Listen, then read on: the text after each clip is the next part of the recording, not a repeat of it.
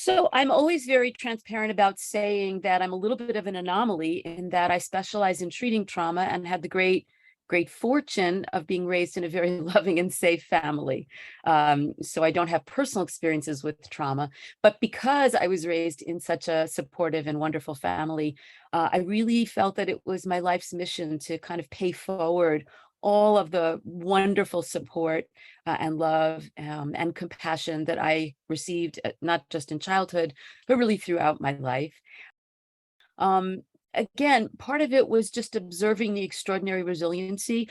I found myself as a very young clinician sitting across from clients and kind of asking myself, how is this person still standing? How have they navigated and endured the really awful things that they have experienced?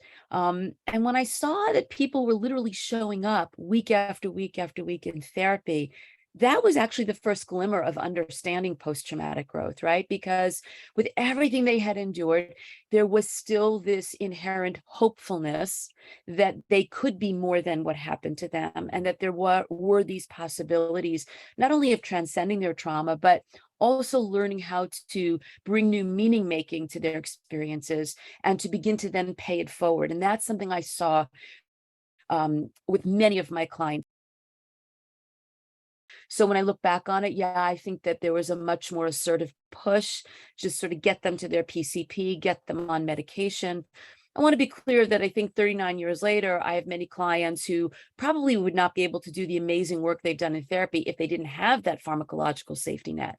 But again, I was not in any way educated about some of the non-pharmacological and more creative approaches that I can now bring to that work. So I would say there was sort of a one-dimensionality to the work that I was doing. And the other thing that I'll point out, which we're going to talk about in our training in Cancun, is that I didn't understand the concept of clients being out of the window of tolerance, that they were either hyper aroused and that was manifest through their anxiety, or they were hypo aroused and that was manifest more through depression and dissociation. But I think a lot of clinicians will relate to this, that it just sort of generally speaking, it can be very challenging to work with clients who are coming in with issues related to depression and anxiety. And I think there's a bunch of reasons why it can be challenging. And not the least of which is because our own mirror neurons react to the energy that's in the room. And so that if you're sitting with somebody who is, feeling sort of frozen and flat and somewhat dissociative, you have to work hard as a clinician to really stay grounded and present. And the same is true if you're working with somebody who is highly agitated.